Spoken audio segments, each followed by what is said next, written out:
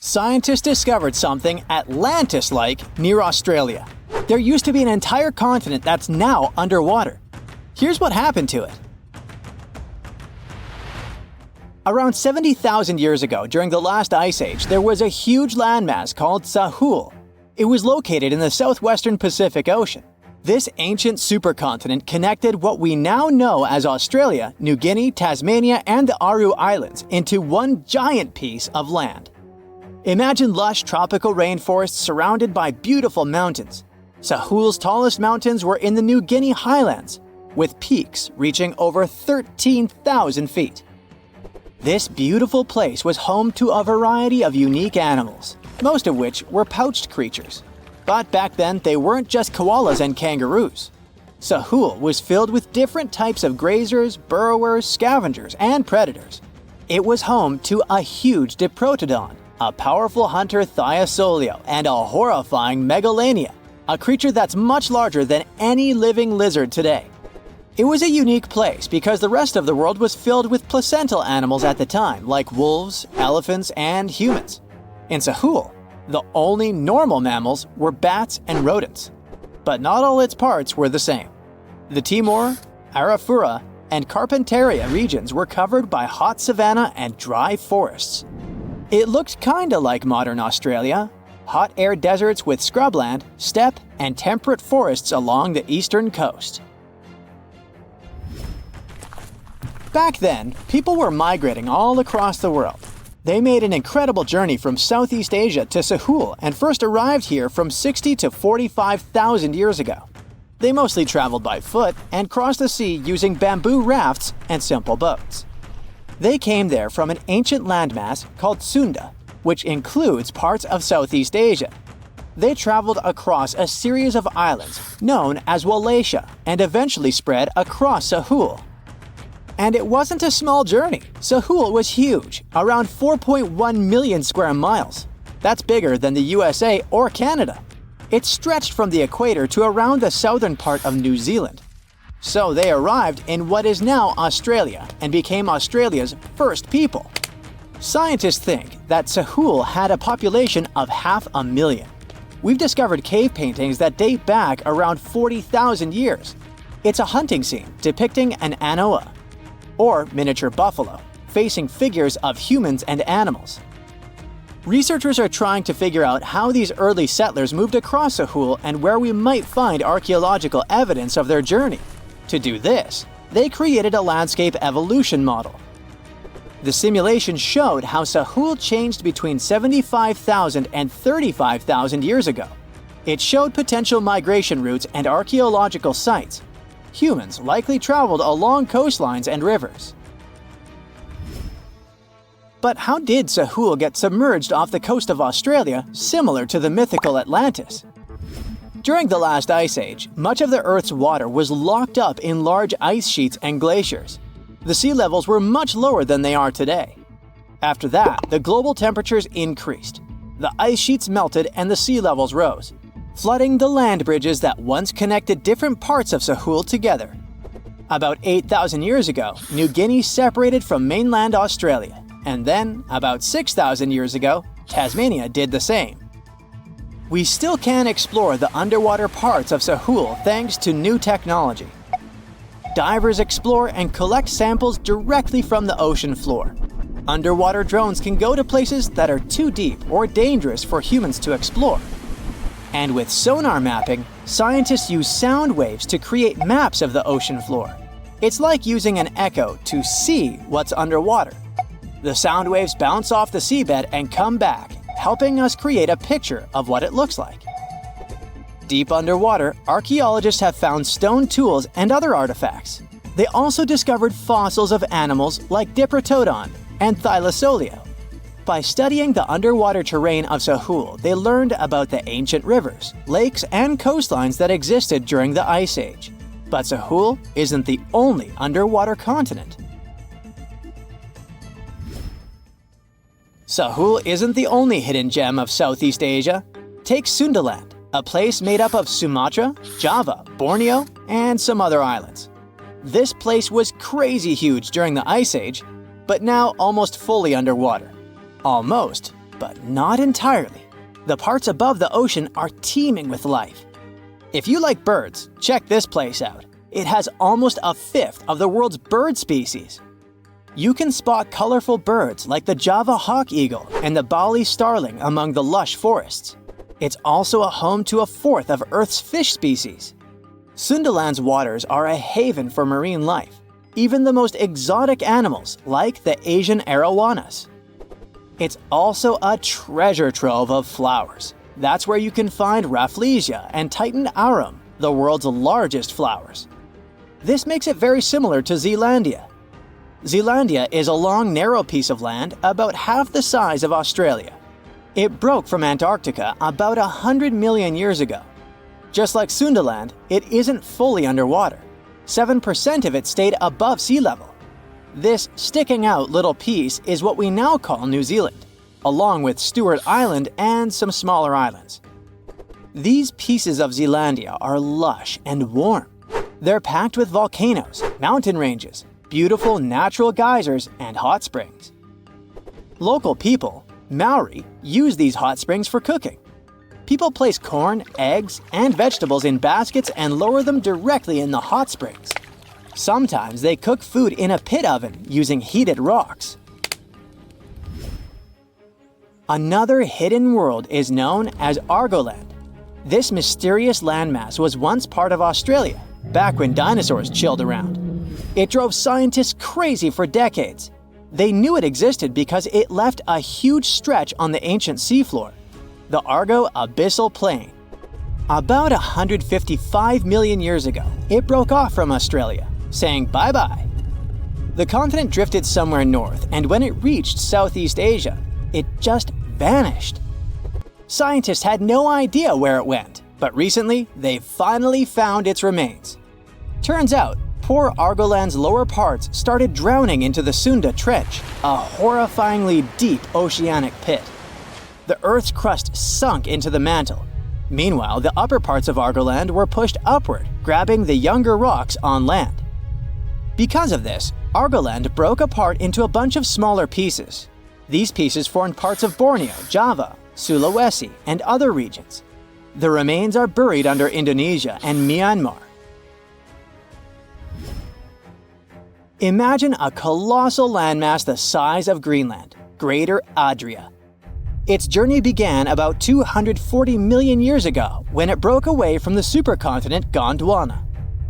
It started moving north, and after 100 million years of enjoying the warm seas, it suddenly crashed into Europe and shattered into pieces.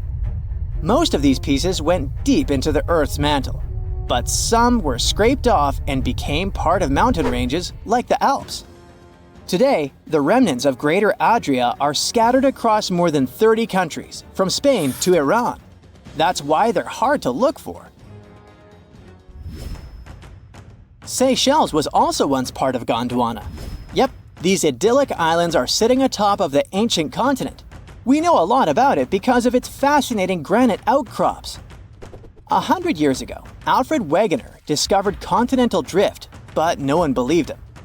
These granite outcrops helped him prove that he's not crazy and that tectonic plates really are moving.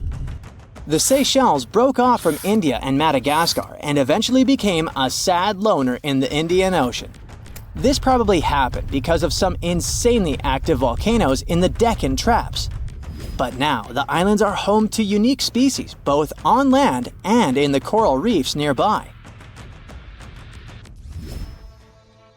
Mauritius broke off from India after the dinosaur wiping. Along its journey, it stretched into a long ribbon-like shape and also broke into pieces. Now it's all scattered beneath the Indian Ocean. Scientists stumbled upon this lost land by studying tiny ancient crystals called zircons. These zircons are like time capsules. They date back an astonishing 660 million to 2 billion years. That's even older than Mauritius itself. These ancient crystals hinted that there's another Atlantis somewhere nearby. Turns out there are hidden continents all around the world, and maybe we'll discover more of them in the future.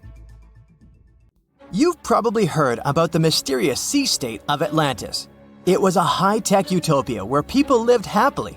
But then something happened, and Atlantis disappeared from the face of the earth. Many people believe that this city lies at the bottom of the Atlantic Ocean. But what if we've been looking in the wrong place all this time? What if it's somewhere different from where they're trying to find it? What if all this time Atlantis was in the middle of the Sahara Desert?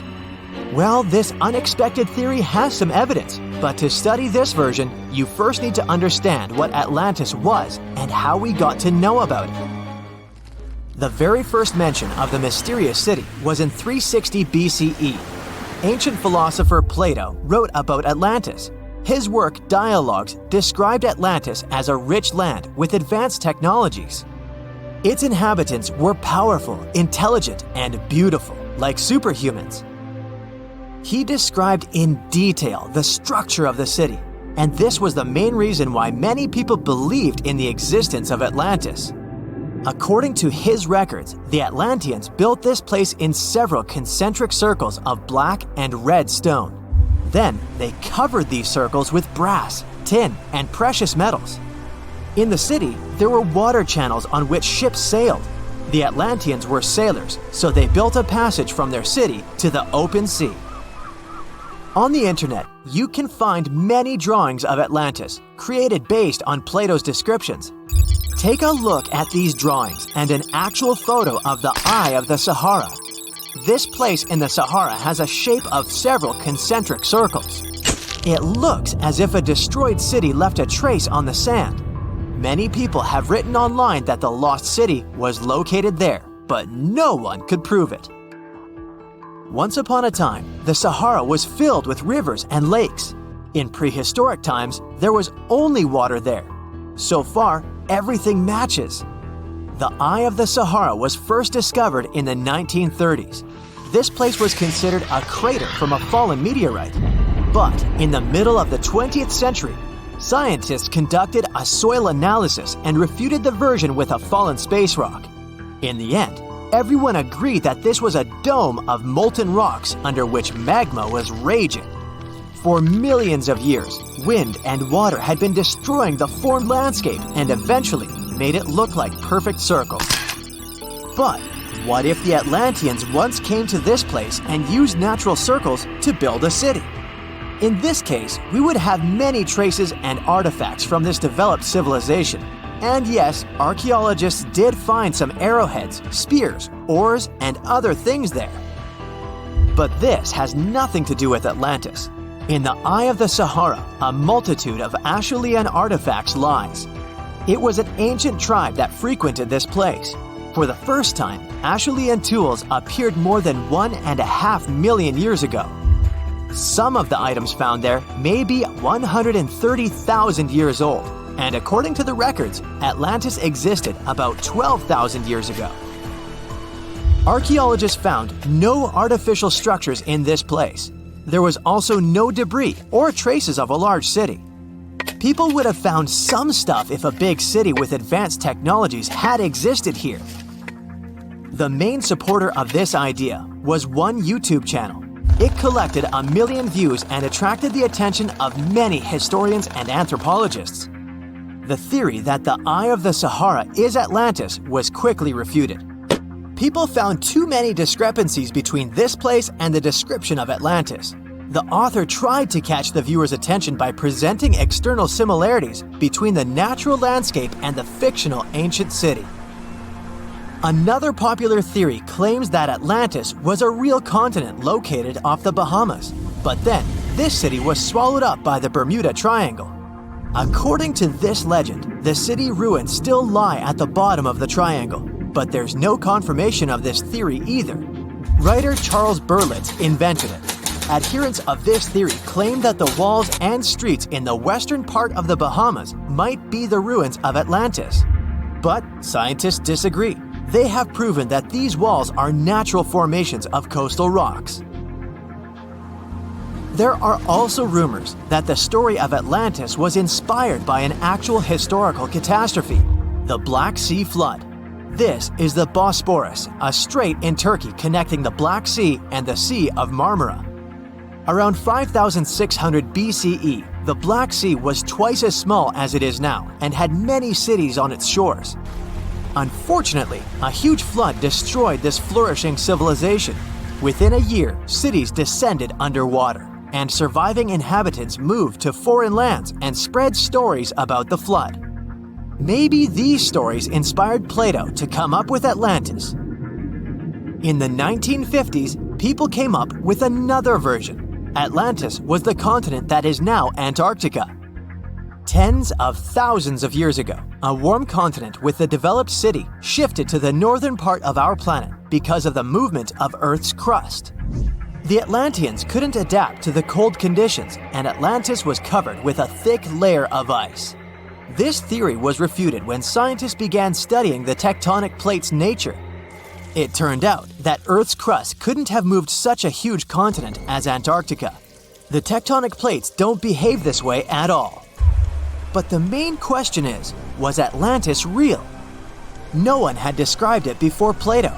Perhaps the philosopher came up with it. Maybe he did this to emphasize the correctness of his views on life and to identify his philosophical theories. In his works, he wrote a lot about divine and human nature and how people can destroy this nature. He spoke of decaying ideal societies because of immoral behavior and vices. The Atlanteans were once moral, spiritual people who created a utopia, but then they became greedy and mean. They destroyed their inner nature, and for this, they had to witness the destruction of their city. One night, fires and earthquakes hit Atlantis and plunged the city into the sea. The higher powers punished people for their immoral behavior, and Plato also wanted everyone to be afraid of moral decay. But judging by the descriptions of the earthquakes and fire, it may seem that Atlantis was destroyed by a volcanic eruption, as it was with the ancient Roman city of Pompeii.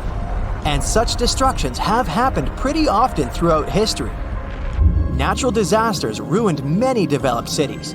One of the most famous cases occurred in 1100 BCE in the Mediterranean Sea, when a volcanic eruption destroyed the highly developed Minoan society.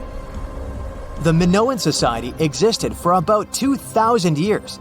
These people mostly lived on the islands of Crete and Santorini, located north of Crete. The Minoans had beautiful houses, a sewage system, and a developed economy. They were engaged in agriculture, grew fruits and vegetables, painted frescoes, and made jewelry. They were the first people to found the thalassocracy, an empire based on the sea.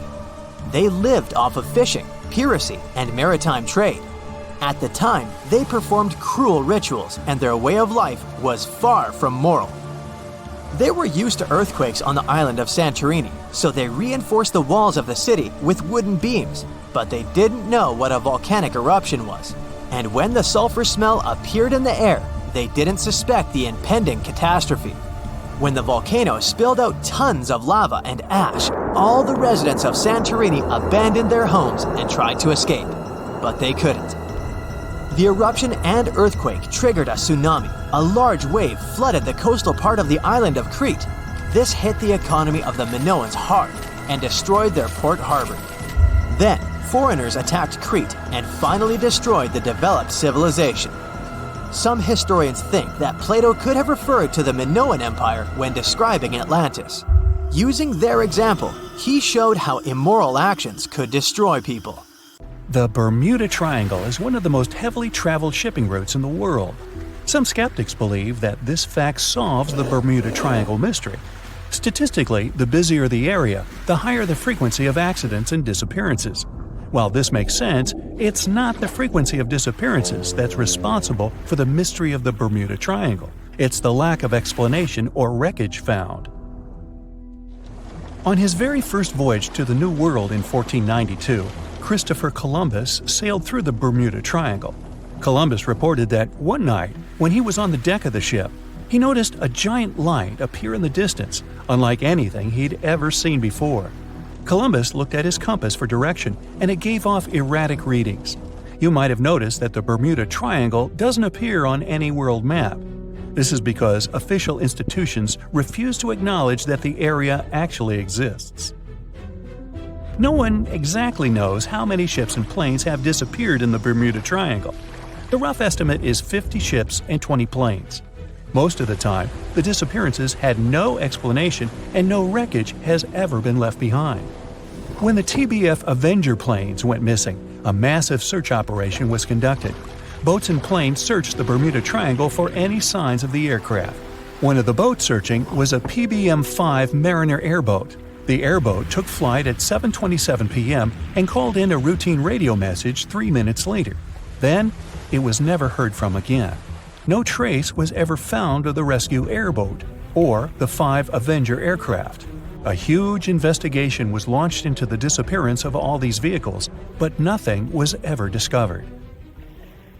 The Bermuda Triangle is home to some pretty intense and unexpected weather. Storms build up quickly and unexpectedly, then disappear soon after. If you blink, you might miss it. This could explain why few distress signals are issued. Pilots and sailors never saw the weather coming. A popular theory suggests that rogue waves are responsible for the many disappearances. Rogue waves are called extreme storm waves by scientists.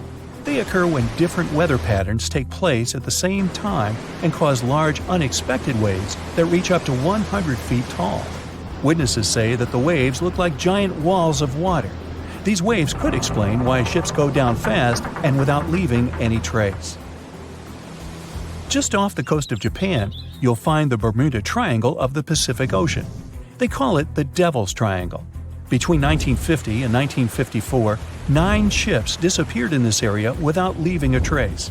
The ship Maroon 5 was sent to investigate these unexplained disappearances when it also vanished.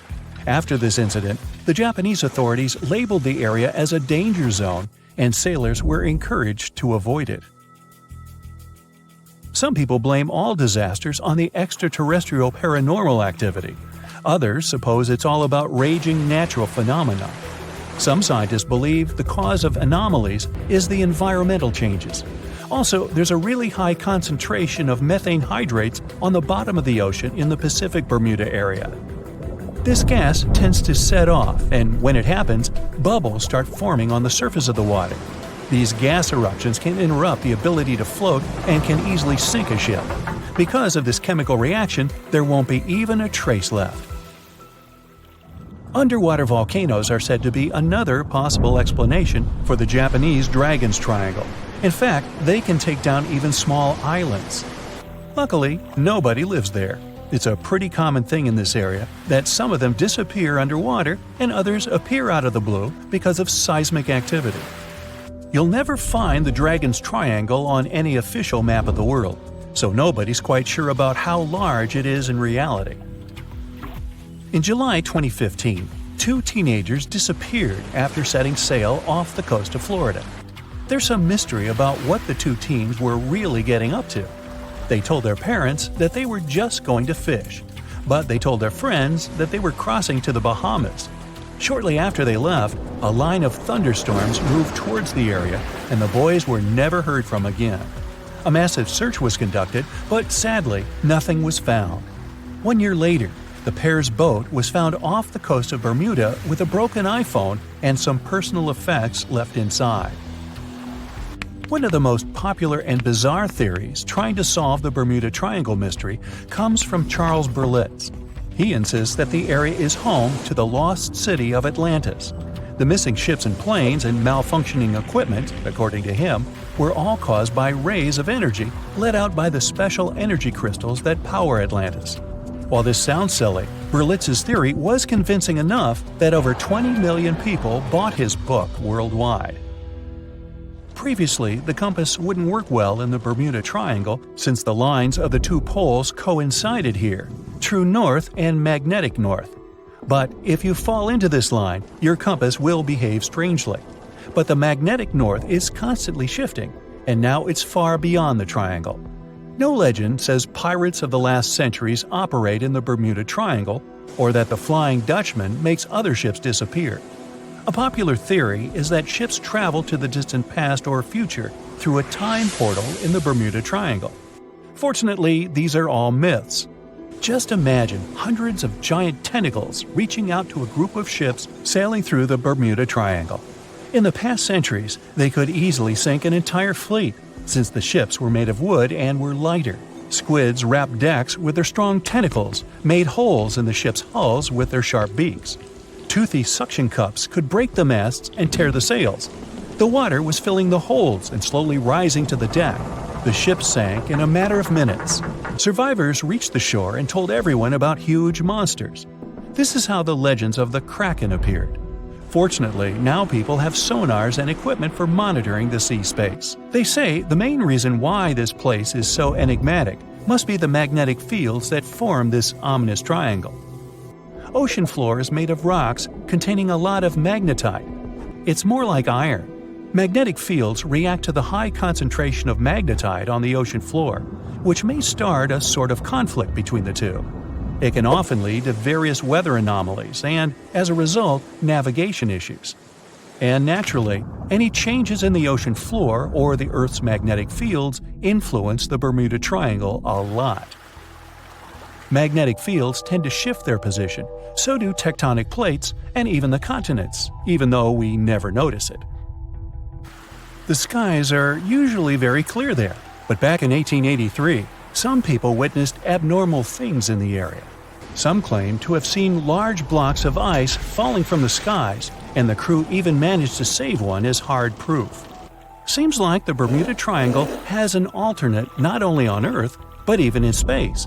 Spacecraft usually don't disappear into thin air though, like there's no air. This anomalous area is really large and stretches right above the South Atlantic.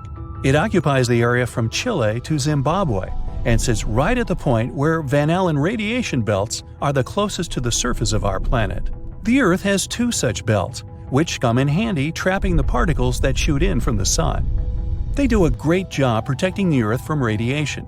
The magnetic field there is lower, so it allows the Earth's radiation belt to come closer to the surface. Whenever a satellite passes by, it will be exposed to radiation, which might lead to serious damage. So no satellite can take pictures of it. The South Atlantic anomaly is part of the Earth where natural radiation just flows out of control. Still, there is little evidence that all these triangles are really dangerous. Many believe the Bermuda Triangle itself has been proven time and again to be nothing but a work of fiction. In fact, some shipwrecks, such as the Ellen Austin, gained popularity in the middle of the 20th century, while nobody even thought of drawing a triangle in the Bermuda area before that. The mystery was popularized by science fiction writers and became a common myth, while no serious research proved it any more dangerous than other parts of the world's ocean. So, the crew of the Ellen Austin back in 1881 weren't even aware of the Bermuda Triangle back then, let alone afraid of it. What do you think?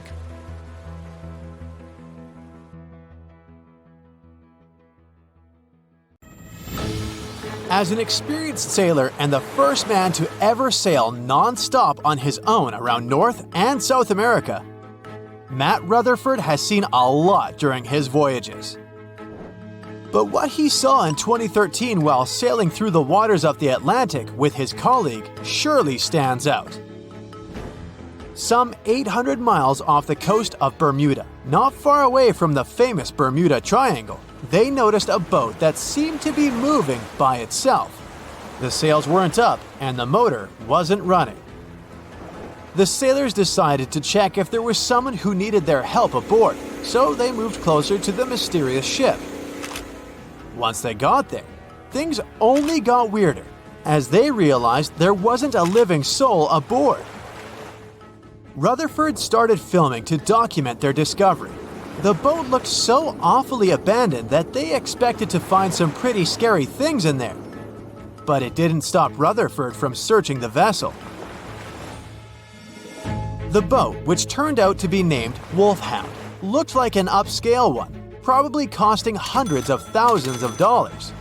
It was pretty weird to find it floating by itself in the middle of the ocean. It seemed like whoever abandoned it was leaving in a rush. There were clothes and other personal belongings all over the main cabin. Some parts of the ceiling had fallen and some drawers had popped open. The brave sailors decided to tow the ghost ship back to Bermuda. It wasn't easy because Wolfhound was bigger and heavier than their boat. After days at sea, the crew was running low on fuel and asked a passing freighter to stop and give them some gas. They kept pulling Wolfhound until the tow line got wrapped around the rudder and they realized they could get stranded in the Bermuda Triangle. So they had to abandon the ship.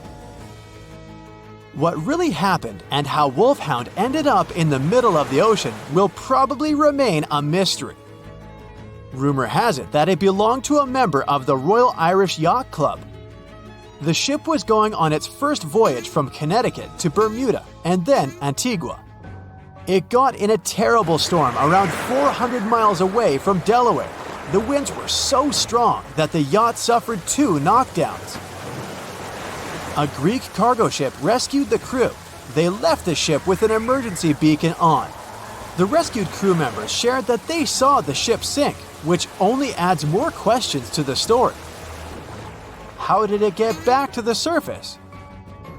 Does the Bermuda Triangle have anything to do with that? Christopher Columbus himself reported some unusual compass activity going on in this mysterious area while he was on his way to the New World. Despite the stories of more than 50 ships and 20 planes disappearing in the area, it remains one of the most heavily traveled shipping routes in the world. Some skeptics believe that this fact solves the Bermuda Triangle mystery. It could make sense because the busier the area, the more accidents happen there. But then again, it's not the number of disappearances that makes the place so mysterious. It's the lack of explanation and wreckage lost for good. The first ever confirmed ship to vanish in the Bermuda Triangle was the USS Pickering. In 1800, it departed from the US on its way to the West Indies. The ship sailed into the Bermuda Triangle along with its 90-man crew. No one ever heard anything from them ever since. The popular explanation is that the ship was taken out by a storm. But because no one found any wreckage, we'll never know for sure. The largest ship that has ever disappeared in this mysterious area was the USS Cyclops. In March 1918, carrying a crew of 306 people, the USS Cyclops left Barbados and headed home to Baltimore. The ship passed through the Bermuda Triangle on its journey and vanished into thin air, or rather, water. The Cyclops never sent any distress signal and disappeared without any explanation or trace. The Bermuda Triangle isn't the only place in the world where ships go missing or mysteriously resurface. One of the most famous ghost ship stories would be of SS Bechimo. The large cargo steamer was built in Sweden. On October 1st, 1931, it got caught in pack ice. The crew decided to wait it out and managed to break free after a couple of days, only to get trapped again in less than a week. This time, they didn't manage to make it out. A rescue team went by air to save 22 of the crew members. 15 other members stayed in a wooden shelter they built not far away from the ship. Their plan was to wait out the winter and get back aboard. At the end of November, a strong blizzard was rushing through the area.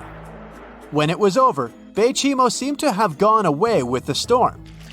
The captain decided it must have broken and sunk. But a few days later, a local hunter informed them that he had seen the ship around 45 miles away from their camp.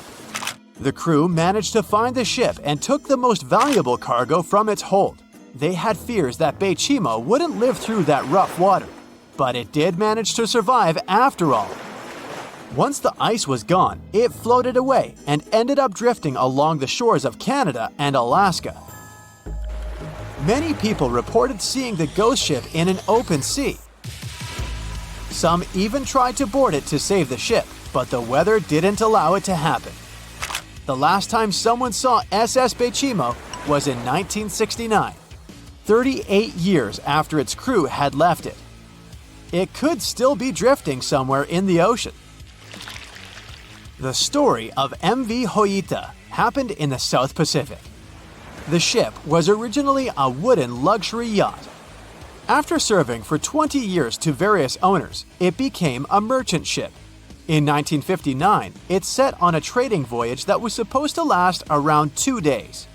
When it didn't reach its destination on time, no one was worried at first, as things happen in the open waters. After another day, and no distress signals from the Hoita, it was obvious that something serious was going on with it. There were 25 people aboard, and their families wanted to find them.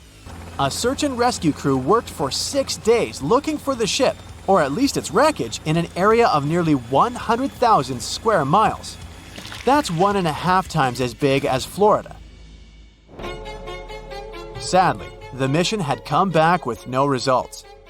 It seemed like Hoita had disappeared without a trace. A month later, another merchant ship noticed Hoita drifting in the ocean, miles and miles away from its original route, and none of the crew members or passengers were on board. The cargo had also disappeared. The lifeboats were also gone, so the people must have escaped the ship hoping to save themselves. It turned out that the crew had been trying to get help as they tuned the radio to the International Distress Channel. But the damaged cable didn't let them send the signal any further than 2 miles. It also looked like when they were leaving the ship, the crew took the logbook with them, and we still don't know what exactly happened to Hoita. Family members of those who were on board are still looking for answers. One professor claims it must have been a corroded pipe that leaked and flooded the vessel, but we'll most likely never know for sure. In the Pacific Ocean, near Japan, there is an area nicknamed the Devil's Sea. It's believed to be one of the 12 vile vortices around the Earth. Some people claim that vile vortices have weird things going on in them because the pull of the planet's electromagnetic waves is stronger there than anywhere else.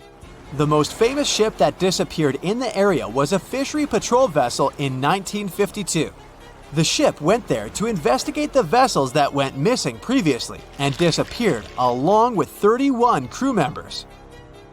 Scientists who don't believe it was a mysterious disappearance blame the underwater volcano eruption for what happened. Imagine that it's the year 2025, and our planet has completely changed. Rising sea levels, extreme weather, and the ocean becoming more and more acidic are just some of the problems people have been dealing with for years. But in one of the world's largest coastal cities, the situation has become too serious. It was a sunny day in June when a massive earthquake shook the city to its core. The ground beneath people's feet heaved and shook, and buildings swayed dangerously. People ran through the streets in panic, trying to find safety. But as soon as the ground settled, the inhabitants of the city realized the real danger. A wall of water, almost 100 feet high, was rushing toward the city, propelled by the force of the earthquake. The tsunami hit the city with unimaginable force. Entire neighborhoods were wiped out, and thousands of people lost their lives. But here's where things get interesting. In the aftermath of the disaster, the city's authorities realized that they couldn't just rebuild the city as it was before. They needed to be better prepared for the next potential disaster. And so they came up with an incredibly ambitious project to build an underwater city. The goal was to create a self-sufficient, sustainable city beneath the ocean's surface that could withstand any natural disaster. The underwater city would be powered by renewable energy, using tidal power and underwater solar panels. It would be designed to withstand extreme weather and would have its own emergency response systems. The project attracted some of the world's top scientists, engineers, and architects. They worked tirelessly to design the city and carefully considered every aspect of the project. The underwater city would have everything that a typical city had, from schools and hospitals to stores and restaurants. There would be underwater farms where fish and other marine creatures could grow. The city would even have its transportation system, advanced submarines, and underwater tunnels connecting different parts of the city. The project became a shining beacon of hope for people. It showed that even in the face of disaster, we could come together to create something amazing. But as time went on, the project no longer seemed so perfect. The cost of the project turned out to be higher than planned. There were also concerns about how long such a project would exist. After all, the ocean is very unpredictable. And still, the team of scientists and engineers never gave up. After years of trial and error, they finally created the perfect underwater city, a marvel of engineering, a self-contained ecosystem that could sustain people indefinitely. The buildings were constructed from a material that could withstand the immense pressure at the bottom of the ocean, and the city itself was powered by a network of advanced hydroelectric turbines. It wasn't long before the first wave of colonists arrived at the underwater city. There were different people in this group, and each of them had their own reasons for choosing to live in this new world beneath the waves. Some were adventurers seeking a new world to explore, while others were hoping to escape natural disasters raging on dry land. But despite their differences, all these people shared a common goal: to build a new society, one that was in harmony with the natural world. The underwater city flourished, and new discoveries were made every day. The colonists developed new technologies and ways to tame the power of the ocean. They learned to farm the sea and started cultivating underwater gardens that provided them with a steady food supply. But living underwater was challenging. People felt isolated and even claustrophobic. The situation came to a head when a group of activists started to protest against the city's expansion plans. They argued that the underwater city was a threat to the environment it was meant to protect, and that the colonists should focus on reducing their impact on the delicate underwater life. The protests sparked a heated debate among the colonists. Some of them argued that the survival of the city depended on its growth and expansion. Others claimed that the city needed to prioritize the protection of the environment above all else. In the end, a compromise was reached. The city would continue to expand, but the main priority would be sustainability and a responsible attitude to nature. The colonists would do their best to reduce their impact on the environment by using new technologies and following strict conservation rules.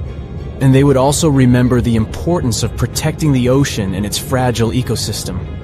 Years went by, and the underwater city continued to thrive. New generations of colonists were born, and they grew up in a world entirely different from the one their ancestors had known. They never saw the world on the surface, but appreciated the beauty and complexity of the underwater world they called home. And as the years passed, the city became a symbol of hope for a world struggling with the devastating effects of climate change. It showed that despite all difficulties, people could come together to create a better world. It is a reminder that the future is not set in stone, and that we can build it sustainably and in harmony with the natural world. In 1945, 5 TBF Avenger aircraft took flight for a routine training exercise around the Bermuda Triangle. In the middle of the exercise, the planes were struck by intense rain and heavy winds, despite the clear weather forecast. The pilots became extremely disoriented and radioed the base to report that their navigational equipment had stopped working. The last thing the base heard was, "When the first plane drops below 10 gallons, we all go down together." And then, static. The 5 planes and their 14 passengers were never seen or heard from again. On his very first voyage to the New World in 1492, Christopher Columbus sailed through the Bermuda Triangle. Columbus reported that one night, when he was on the deck of the ship, he noticed a giant light appear in the distance, unlike anything he had ever seen before. Columbus looked at his compass for direction, and it gave off erratic readings. You might have noticed that the Bermuda Triangle doesn't appear on any world map. This is because official institutions refuse to acknowledge that the area actually exists. In March 1918, carrying a crew of 306 people, the USS Cyclops left Barbados and headed home to Baltimore. The ship passed through the Bermuda Triangle on its journey and was never seen again. The Cyclops never issued any distress signal and disappeared without any explanation, making it the largest ship to go missing in the Bermuda Triangle. No wreckage has ever been found. No one exactly knows how many ships and planes have disappeared in the Bermuda Triangle. The rough estimate is 50 ships and 20 planes. Most of the time, the disappearances had no explanation and no wreckage has ever been left behind. In the year 1800, a large sailing vessel called the USS Pickering departed from the US on its way to the West Indies. The ship sailed into the Bermuda Triangle along with its 90-man crew and was never heard from again. The USS Pickering was the first ever confirmed ship to vanish in the Bermuda Triangle. It's believed that the ship was taken out by a storm, but because no wreckage was ever found, we'll never know for sure. William Shakespeare's famous play, The Tempest, was inspired by the Bermuda Triangle. Sailors returned home to England to tell stories of treacherous waters near the Bahamas where ships mysteriously disappeared. These stories made it back to the bard himself and inspired his final play about a storm at sea transporting a ship to a mysterious land. The shipwreck in Shakespeare's play is based on the 17th century ship Sea Venture. The ship was carrying supplies from England to Virginia when it was struck by a massive storm in the Bermuda Triangle. Sea Venture was battered by the storm for 3 days and barely made it to the shore. Survivors of the wreck were stranded on a desolate stretch of Bermuda for 9 months. When the TBF Avenger planes went missing, a massive search operation was conducted. Boats and planes searched the Bermuda Triangle for any signs of the aircraft. One of the boats searching was a PBM-5 Mariner airboat. The airboat took flight at 7:27 p.m. and called in a routine radio message 3 minutes later. Then, it was never heard from again. No trace was ever found of the rescue airboat or the 5 Avenger aircraft. A huge investigation was launched into the disappearance of all these vehicles, but nothing was ever discovered. Because the Bermuda Triangle isn't a recognized place, no one knows its exact location or size. Some people believe it covers around 500,000 square miles around the Bermuda area. Other people believe the triangle is as big as 1.5 million square miles. The Bermuda Triangle is one of the most heavily traveled shipping routes in the world. Some skeptics believe that this fact solves the Bermuda Triangle mystery. Statistically, the busier the area, the higher the frequency of accidents and disappearances. While this makes sense, it's not the frequency of disappearances that's responsible for the mystery of the Bermuda Triangle. It's the lack of explanation or wreckage found. The Bermuda Triangle is home to the deepest point in the Atlantic Ocean, the Milwaukee Deep. The area has a maximum depth of over 27,000 feet. This is one of the deepest points in the ocean floor, but still not close to the massive 35,000 feet of the Mariana Trench. But the huge depth might explain how such little wreckage has been found. The Bermuda Triangle is home to some pretty intense and unexpected weather. Storms build up quickly and unexpectedly, then disappear soon after. If you blink, you might miss it. This could explain why few distress signals are issued. Pilots and sailors never saw the weather coming. In the year 1800 again, the ship USS Insurgent was on patrol when it stopped briefly at a coastal base before heading back out to sea. That was the last time USS Insurgent was ever seen.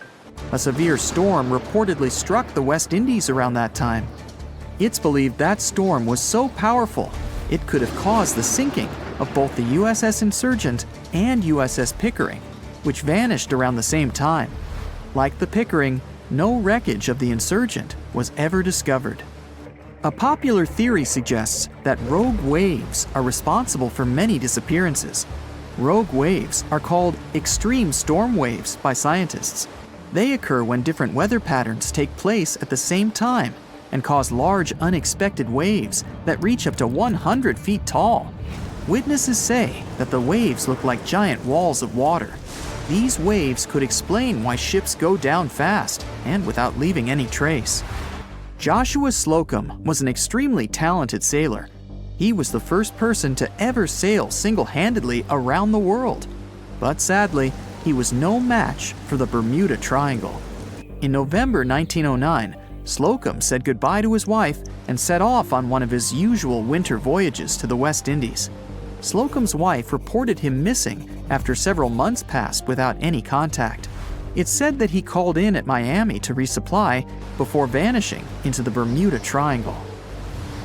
Just off the coast of Japan, you'll find the Bermuda Triangle of the Pacific Ocean. They call it the Dragon's Triangle.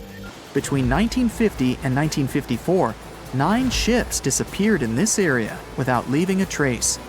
The ship Kaiomaru 5 was sent to investigate these unexplained disappearances when it also vanished. After this incident, the Japanese authorities labeled the area as a danger zone, and sailors are encouraged to avoid it. On the ocean floor, decomposing organisms let off large concentrations of methane gas that gets trapped under the water. This gas can build up until, boom, it ruptures. The gas surges up to the surface and erupts. If a ship was in the area of one of these ruptures, the water would become much less dense and cause the ship to sink rapidly and without warning. Scientists believe this could be the cause of the many disappearances in the Bermuda Triangle. While this theory makes a lot of sense, it doesn't seem too likely. The United States Geological Survey has stated that no large releases of gas are believed to have occurred in the Bermuda Triangle for the past 15,000 years. In July 2015, 2 teenagers disappeared after setting sail off the coast of Florida. There's some mystery about what the 2 teens were really getting up to. They told their parents that they were just going to fish, but they told their friends that they were crossing to the Bahamas. Shortly after they left, a line of thunderstorms moved towards the area, and the boys were never heard from again. A massive 15,000-mile search was conducted, but sadly, nothing was found.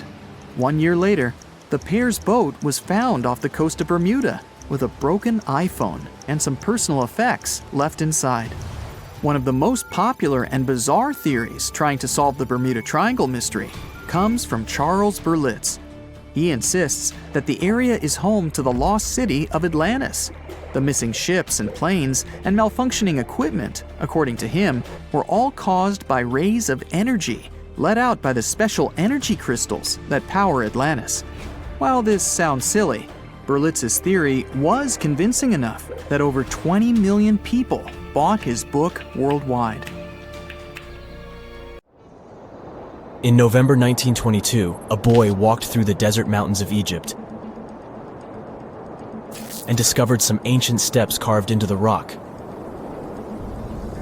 Subsequently, this find became one of the world's largest and most significant archaeological discoveries.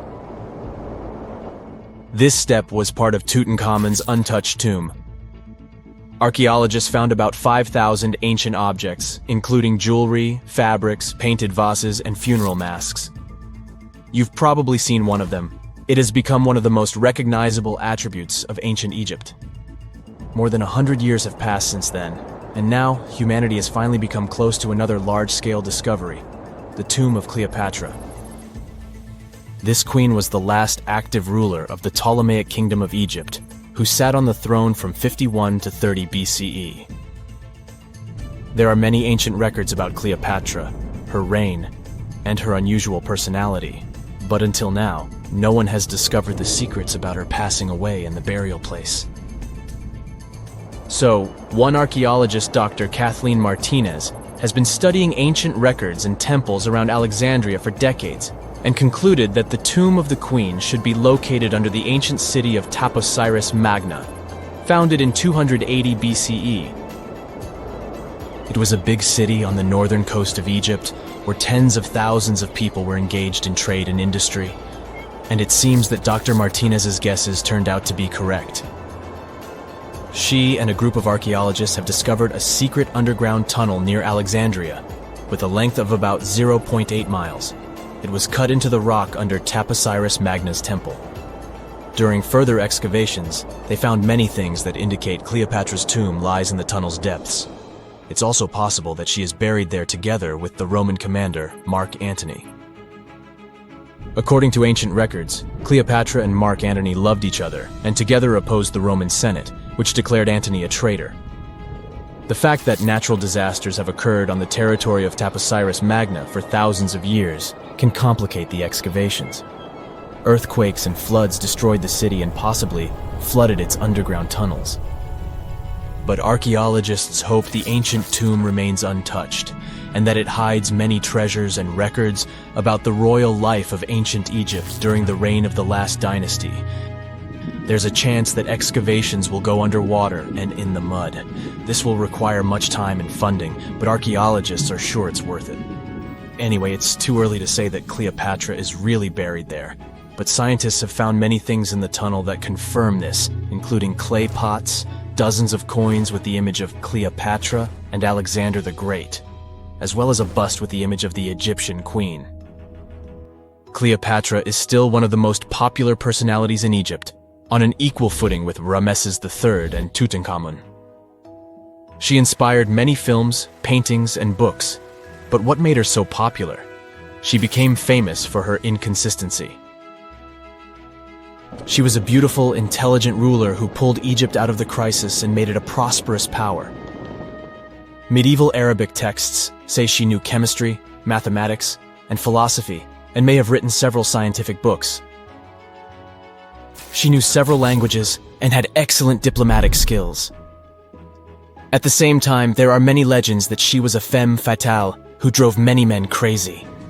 However, there's no evidence that her beauty was incomparable. The image of a stunning model was created by Hollywood when it made several films where famous actresses performed the role of Cleopatra.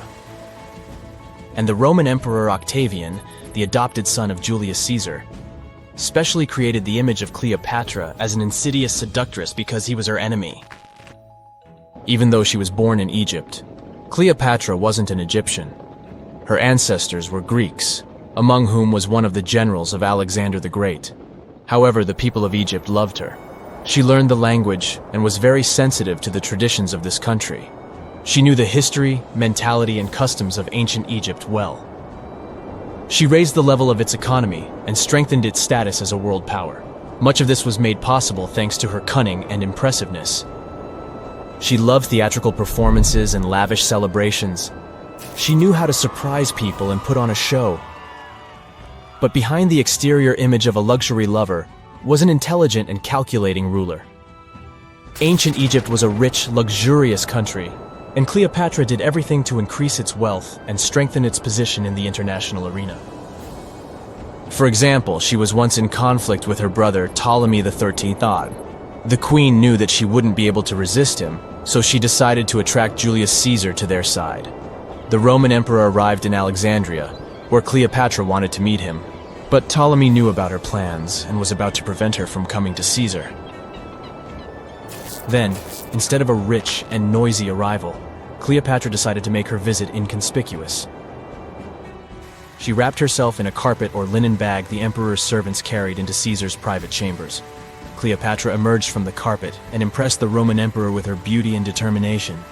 As a result, they fell in love with each other and became close allies. After some time, she impressed another influential Roman for diplomatic purposes. She arrived to meet Mark Antony on a golden barge with purple sails and silver oars. Cleopatra was dressed in the image of Aphrodite and sat under a magnificent canopy. Her servants dressed like cupids and were blowing her fan and burning incense. But Cleopatra created such a show for a reason. She knew that Antony revered Greek mythology and considered himself the embodiment of Dionysus. As a result, he was so impressed with this woman that he ended up marrying her. Cleopatra defended her crown, strengthened her alliance with Rome, and bore Antony 3 children. In Egypt, they threw big parties and enjoyed wealth with power. However, the relationship of a high-ranking official with the Egyptian queen caused a scandal in Rome. Octavian was Antony's primary opponent in the struggle for power, so he exploited the situation to darken the competitor's reputation. He used propaganda to make Cleopatra an insidious seductress in the eyes of Roman citizens. He accused Antony of succumbing to her charms. The Roman Senate supported Octavian and declared Cleopatra an enemy. In 33 BCE, this conflict reached a high point when Antony's navy clashed with Octavian's fleet. The latter won and forced his enemy to flee to Egypt with Cleopatra. According to some records, they took refuge near Alexandria. Pursued by the Romans, they hid in one of Cleopatra's palaces and met their end. Some legends say that Cleopatra was an expert in poisons. She provoked a venomous snake, a viper or an Egyptian cobra, to bite her. Also, according to another legend, she pricked herself with a poisonous needle. There's a theory that Cleopatra always carried an ampule with poison inside her hairbrush. And when she was cornered, she soaked the needle with this poison and pricked herself. None of this can be said for sure. Scientists are still trying to find out the truth. Perhaps when they reach Cleopatra's tomb, the world will get more answers about her tragic fate. She is considered the last ruler of Egypt. After her passing, Octavian plundered her palaces and temples and returned to Rome, where he became the main emperor. He successfully ruled the country and expanded its borders. His reign ended when he turned 75. World history would have looked different if Cleopatra and Mark Antony hadn't lost that naval battle. By the way, did you know that more time has passed between Cleopatra's reign and Neil Armstrong's flight to the moon than between the reign of the Egyptian queen and the construction of the Great Pyramid of Giza? Armstrong took a step on the Earth's satellite in 1969, 38 years after the birth of Cleopatra. And the construction of the pyramid took place in 2560 BCE. Imagine how long the history of ancient Egypt is. Cleopatra is closer to us in time than to the pyramids.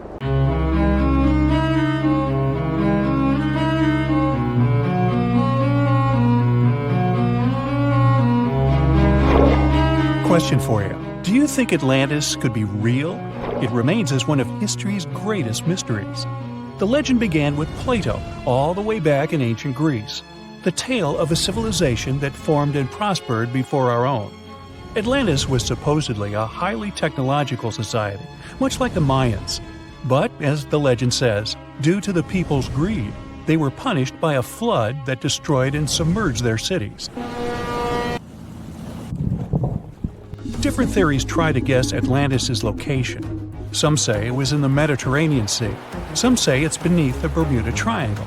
But, as science has shown us, Atlantis may be only an allegory for humankind. Today, you'll discover several amazing underwater cities that you have never heard of. They existed indeed, and are not just a myth. We're taking you on an excursion to the underwater city of Baia, which is on the coast of Italy. Known as the Las Vegas of the Roman Empire, Baia was a resort city. The Roman elite traveled there for recreation. Imagine an open-air spa. That was Baia. You can visit the submerged town by scuba diving and get close to that perfectly preserved, magnificent Roman sculpture, a true underwater wonder. You can spot the crumbled temples and buildings through glass-bottom boats. This is a moss-covered museum in Claudio's Nymphaeum. To your left, you can see a collection of classical Greek statues. Swimming down the Via Herculeana, you'll arrive at Villa Aprotio. Villas are Italian-style houses, and here you can admire their original marble floors.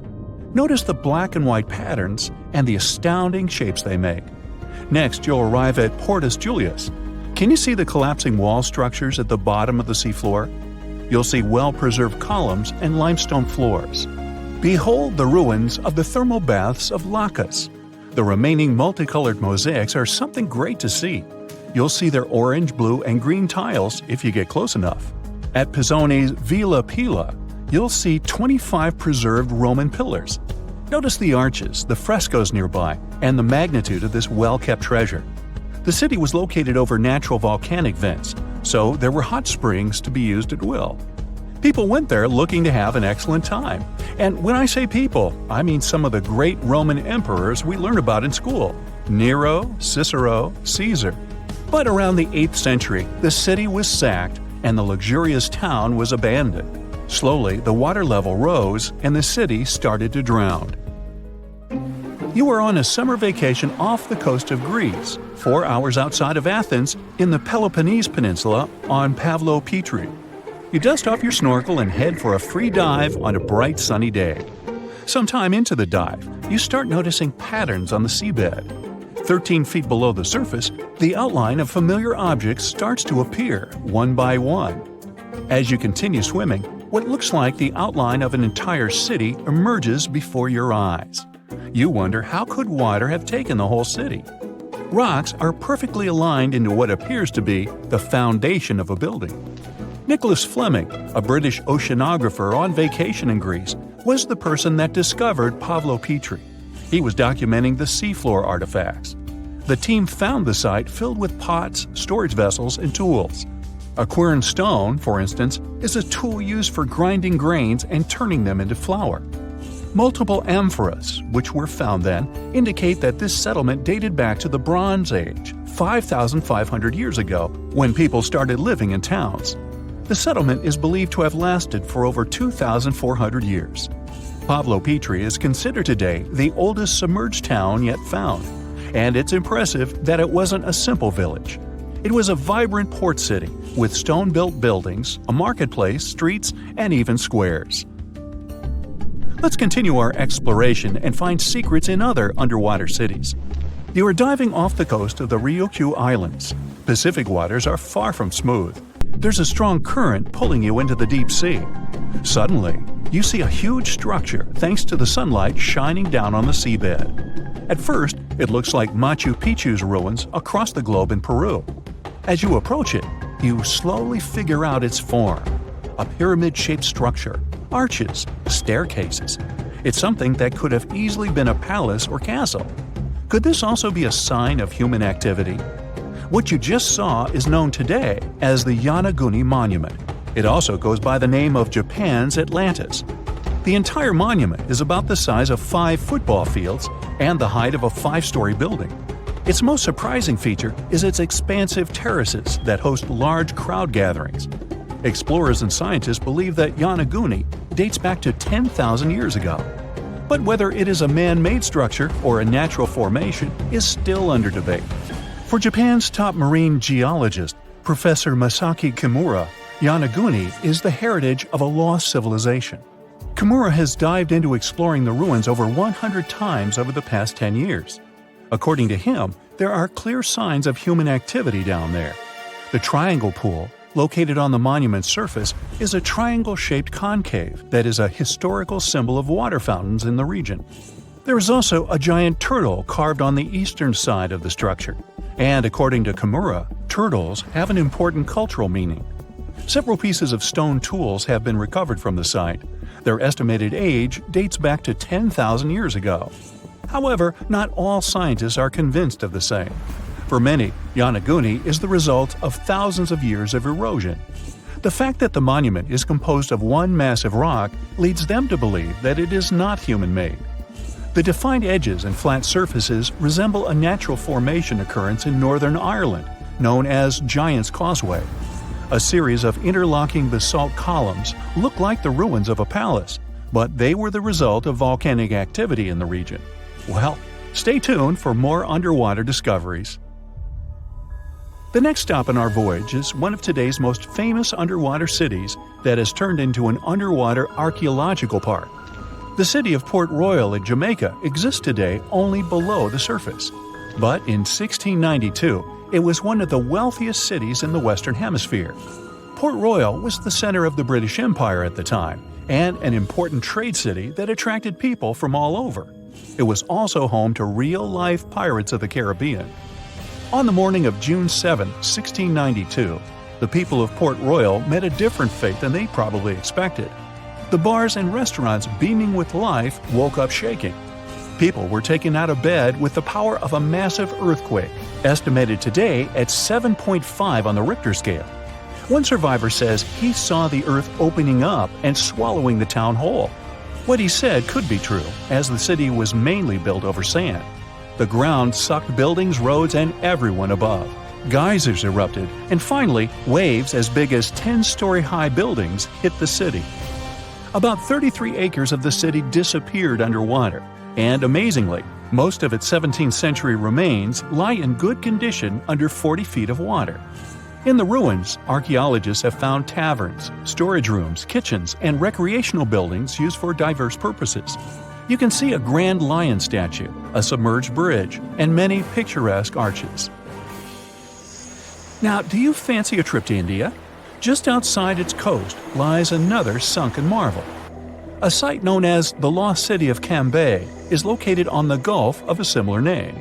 It remained hidden until 2001, when the National Institute of Ocean Technology did a routine water assessment. With sonar technology, which sends a wave of sound to the bottom of the sea, they found something far beneath the surface. Images showed well-defined geometric shapes spread along a 5-mile stretch. The remains found dated to more than 9,500 years ago, meaning that this civilization was lost at around the end of the Ice Age. Debris recovered from the site included construction material, pottery, beads, sculptures, and even bones.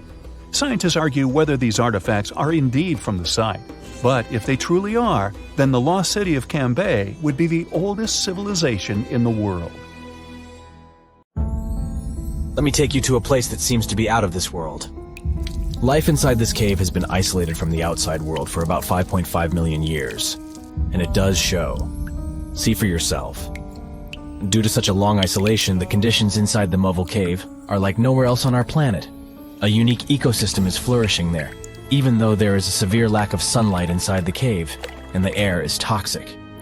The cave, located a few miles west of the Black Sea in Romania, was first discovered in 1986. Nowadays, you can only visit it if you have special permission.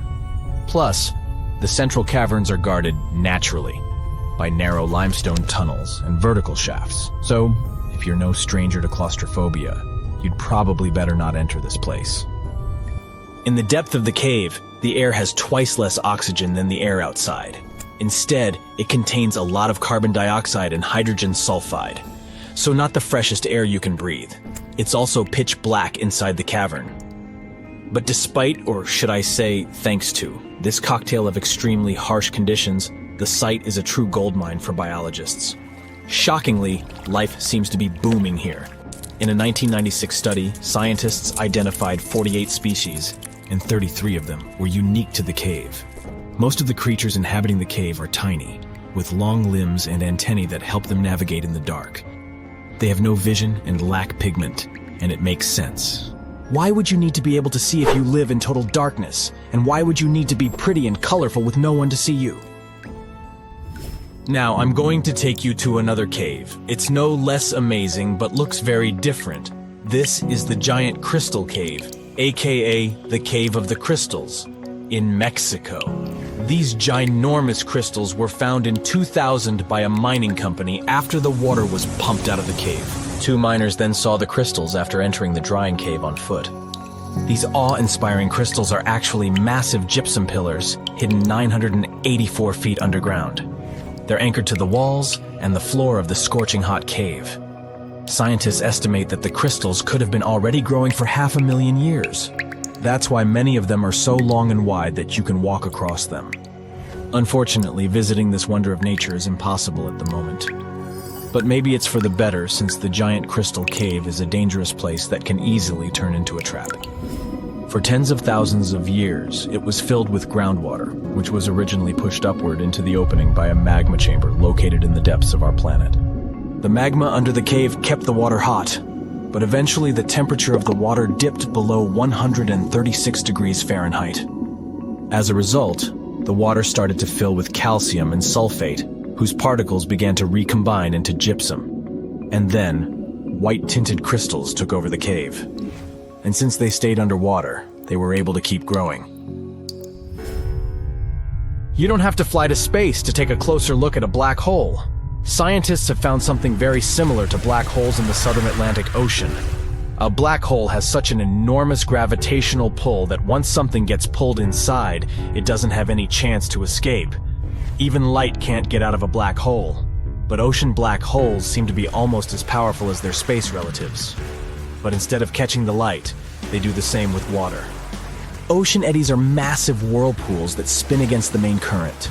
They usually swirl billions of tons of water, and most of them are larger than a city. These whirlpools are so powerful that nothing trapped by them can escape. But the scariest thing is that you might not even notice heading into one of them. These things are so huge that you won't spot their boundaries until it's too late. When scientists started exploring ocean vortices with the help of satellites, they discovered the borders of several eddies. After that, they managed to prove that, mathematically, these whirlpools are the same as mysterious black holes in space. Massive eddies are surrounded by super-tight barriers where fluid moves in closed loops. Even water can't get out from the inside of these loops. That's why tight ocean vortices play the role of enormous containers. Water inside them can be totally different from the ocean surrounding an eddy. And I'm not only talking about its temperature. The salt content inside and outside a whirlpool often differs as well. On the thin Curonian spit splitting the Baltic Sea from the Curonian Lagoon, there is one of the most bizarre places on Earth. Locals call this area the Dancing Forest because pine trees in this forest have shockingly unusual shapes. They twist in spirals and circles along the ground. There are some theories why it could be happening, of course. Some people claim that huge amounts of positive and negative energies once clashed in that spot.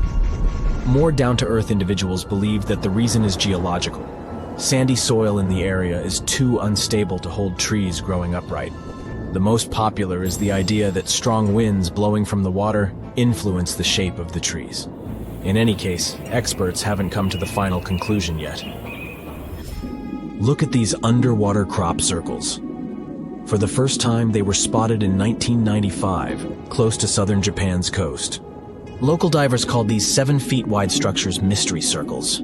The enigma had been plaguing many minds for almost 16 years until the culprit was finally caught. Imagine the researchers' surprise when it turned out to be a male pufferfish. The fish needs a bit more than a week to build one circle, and the aesthetics are obviously crucial. A male is swimming inside the circle, digging valleys in the sand with its fins. But that's not all. The fish also use shells and corals to decorate particular parts of their circles. This whole build-a-circle thing has a practical purpose as well. The way a male fish swims pushes the sand toward the center of the circle and creates a mound which later serves as a nest. The next mystery on our list is in the Caribbean. Just off the coast of Belize, there's a giant sinkhole. That's the Great Blue Hole. It's about 1,000 feet across and more than 400 feet deep. Once, a long, long time ago, this hole was a cave. But then rising waters filled it, making it collapse in on itself. The deeper you'll descend into the Great Hole's crystalline waters, the darker it will become. You'll see tons of stalactite-filled caves there, but entering them is extremely dangerous, unless you want to get hopelessly lost. Once you reach a depth of 50 feet, you'll notice that the water is shimmering. That's the invisible line dividing the sinkhole's salty top from the freshwater abyss. You might want to turn back right now. Who knows what you might come across in the murky depths? There was an old Amazonian legend that told about the river that was so hot that it boiled. And it was believed to be just a legend until Peruvian geoscientist Andres Russo questioned if the river could be real. All experts denied such a possibility. After all, hot rivers do exist, but only in the areas where there are volcanoes. As for the part of the country mentioned in the legend, there are no volcanoes in that region. But Andres Russo was too dedicated to give up. And in 2011, he finally located the river from the legends. The water in it was indeed steaming hot. Its temperature was 186 degrees Fahrenheit, not boiling, but pretty close to this point. But what shocked the researcher the most was the size of the river. One could think that the almost boiling water was the result of the activity of an underwater hot spring. But thermal pools are always small, while the river is 20 feet deep and flows for almost 4 miles. This is the only river of its kind on our planet. These people can spend more than 5 hours a day underwater, and this must be the closest thing we have to actual mermaids. Meet the Bajau tribe from Indonesia, Malaysia, and the Philippines. This tribe developed an extraordinary mutation, which helps them to almost live in the sea. Known as the Nomads of the sea, they've been living near the waters of the Sulu Sea by the Philippines for nearly 1,000 years. Looks like Moana's got competition. Look at their houses. They're built on stilts, and there's a reason for it. These are the traditional lancha houseboats, which are great for getting to the water as often as possible. These little huts can fit a family of 5 and sometimes a community with up to 30 roommates. They're super easy to build. One hut can be completed in only 3 weeks. This also allows the Bajau to move freely across the seas. Since they lived in such a watery climate for generations, thriving on spearfishing and collecting shellfish, they started getting unusual mutations. You're probably thinking about superpowered lungs. But no, they actually developed bigger spleens than the rest of the world. It's 1.5 the size of a normal human. Why is it important? Because the spleen helps store oxygenated red blood cells, so having a bigger one is like having a natural scuba tank. This adaptation is similar to what happens in deep-diving seals, which also have large spleens. Scientists found that they have a special gene called PDE10A that's responsible for this. Bajau can hold their breath for about 10 minutes. For comparison, a regular human can do that for about 30 to 90 seconds. And the world record is 24 minutes and 37 seconds. They also spend up to 60% of their day underwater. And you'll never guess what diets they have. Of course, they eat a variety of sea creatures, especially lobsters, snails, and sea cucumbers, which are known for being very nutritional and even medicinal. They build their boats themselves, fish using traditional methods, and trade their surplus catch with the mainlanders for essential supplies. They also use this money to buy cassava and prepare their cultural dish called cassava pangikai. Since they don't have fridges, they line up tons of caught fish and sun-dry it. Thanks to this technique, the fish can last for weeks. People from this tribe are yet to develop gills and scales, but they have their underwater quirks. When they hold their breath and dive, their bodies go into a special mode where their heart rate slows down and their spleen squeezes out extra oxygen into their bloodstream. Usually, Bajau uses traditional wooden goggles and weighted belts. They also have incredible freediving skills. They've conquered depths of over 230 feet. They start learning how to swim at about 8 years of age, or even younger. At the same time, they learn to hunt and survive in general. The Bajau people also make their own sunscreen. It's an everyday sunscreen called Borak Buas. It's mostly based on turmeric and rice powder, and women use it to protect their skin from the strong sun rays. It's a simple and cheap way to protect beauty, so it's especially popular among unmarried Bajau women who want to attract a potential spouse. But it's not all smooth sailing. In the 1950s, the Malaysian government put the Bajau in a pretty difficult legal position. After living for centuries as unrestricted nomads, now they have to carefully navigate its journeys across national borders and bureaucratic hurdles. This means that they're not fully stateless, but they're not officially recognized citizens of any country. Today, only a few hundred Bajau families live near Semporna, Malaysia, but it's getting harder to live such a life. The resources are scarce, and recently, some new restrictions appeared on cutting trees for boat repairs. All these things are slowly pushing them towards a more settled yet uncertain life on land. They're forced to resettle in places like the Bangau settlement, but without citizenship, they essentially have no formal rights for things like getting jobs or education. Modern life poses tons of challenges for them. Imagine seeing millions more colors than everyone else. That's what tetrachromats can do. Tetrachromacy is a condition where someone has an extra type of cell in the back of their eye. This allows them to see a broader range of colors. If an average healthy person sees about 10 million, then tetrachromats might see 100 million. The extra cone enhances their ability to differentiate between subtle shades that others might not notice. This mutation requires 2 X chromosomes, so it actually happens to women. And it's not like this is a super rare thing either. The study says that about 12% of women possess this unique condition, and that's a huge number. Most tetrachromats don't even know they have this super vision. They might not realize they're seeing more colors than an average person. This makes spotting tetrachromats and studying them kinda tricky. And since scientists themselves usually can't see more than about 10 million colors, it's also pretty hard to test people for this condition. But they think that, like with X-Men, after some special training, tetrachromats might unlock the full potential of their ultra abilities. Marfan syndrome is a genetic condition that affects the body's connective tissues, making them more elastic. This can make you unusually tall, have elongated limbs, and often be extremely flexible. And some people use this as an advantage in their careers. Javier Botet was diagnosed with Marfan syndrome at a young age, but he made a name for himself in the horror film industry. He can contort his body in such an eerie and unsettling way that this has landed him roles in numerous films, such as Mama, The Conjuring 2, It, and Slender Man. But Marfan syndrome is a spectrum disorder. While some people with the condition can live relatively normal lives, Others may face serious health issues. Do you sometimes wish that there was less sleep so you'd have more time? Well, some of us got that blessing. While most adults need 7 to 9 hours of sleep each night, some people can function well on only 4 or 6 hours. This genetic mutation, found in a gene called DEC2, actually influences many different species, not only humans. For example, it also works on mice and fruit flies. DEC2 helps regulate circadian rhythms, the natural biological clock. This mutation affects the production of orexin, which is a hormone involved in wakefulness and maintaining the sleep-wake cycle. Basically, it helps release morning hormones earlier than usual and fades away before dawn.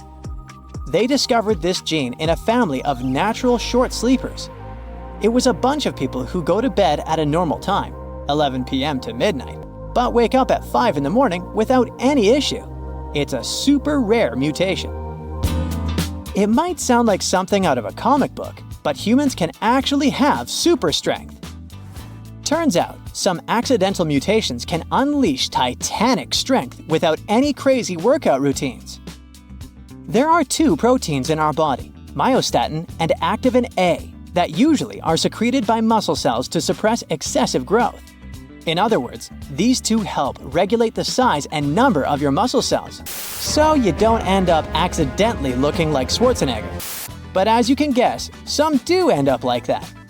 People with this genetic condition don't produce these proteins. Without hitting the gym, they can naturally grow their muscles extraordinarily large, resulting in super strength. It's called myostatin-related muscle hypertrophy. Sounds kinda dangerous, right? And it is.